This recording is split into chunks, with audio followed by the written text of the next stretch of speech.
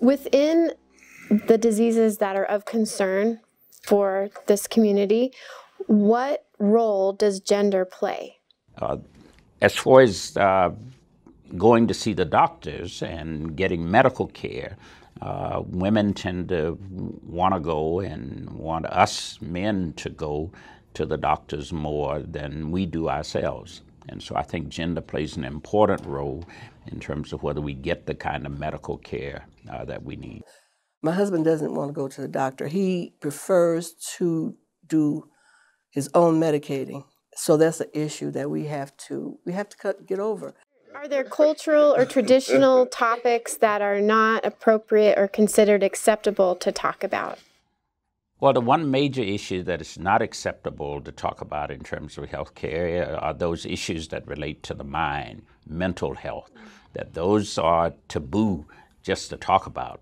And so until a person gets where they have no choice, then most of the time we don't even discuss it.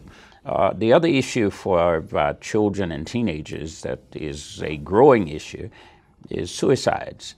I've had more suicide funerals in the last 2 years than I've had in the 40 years before. So suicide is a major issue.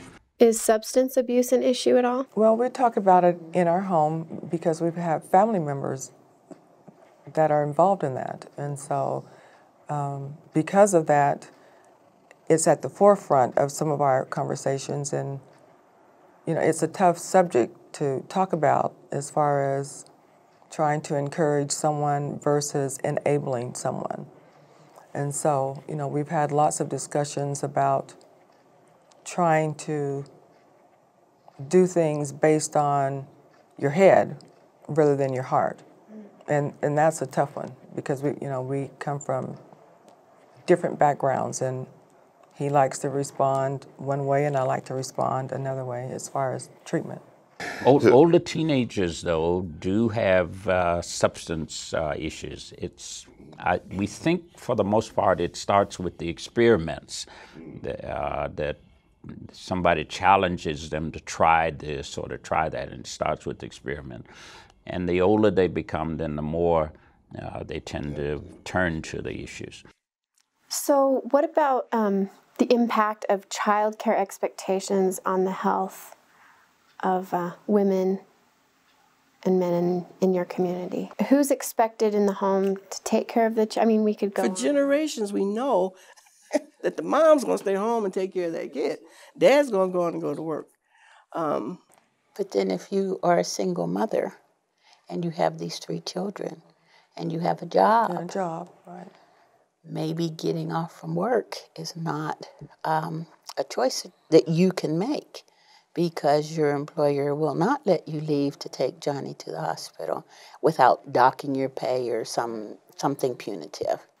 How about diet and exercise expectations between boys and girls, men and women in your community? I believe that the woman is the one that's mainly responsible for grocery shopping, preparing of the meals, and that type of thing. And I think that the woman can pretty much set the tone for the rest of the family. Well, in our cases, I think for most of us who are living in a two-family, husband-wife situation, the preparation of food is an issue. And so gender plays a very important role in that. Also, the purchase of food is done largely, in my case, by my wife. And so gender plays an important role in terms of what cuts of meat we're going to eat, and so what other types of foods. Another thing about this diet, maybe I can't afford to buy all the good food that I need to buy to feed my family. So I need to buy what's going to fill them up. You got to get a meal on the table.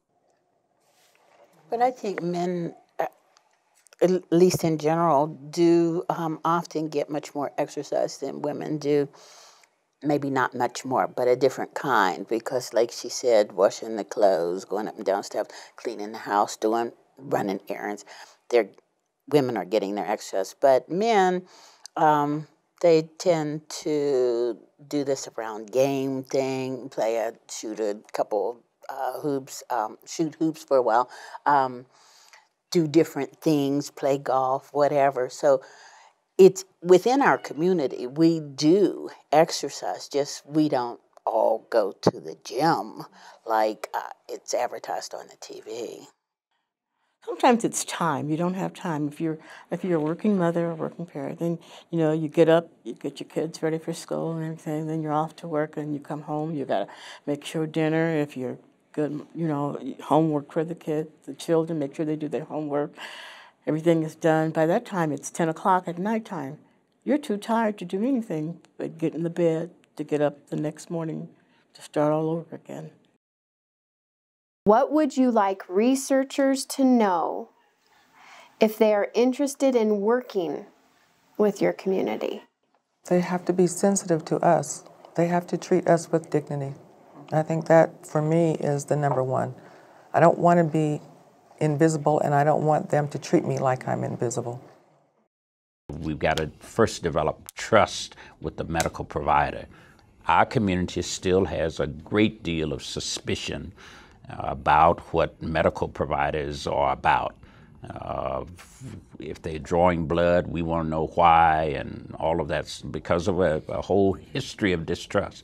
So we have to develop trust.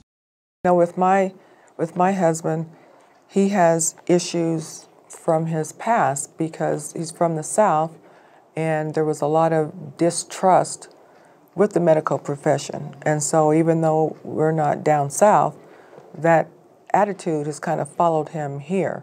And then I think the last thing is that medical providers need to not be afraid that something is going to rub off on them from the members of our community, and be willing to touch, be willing to actually examine a patient before they reach conclusions.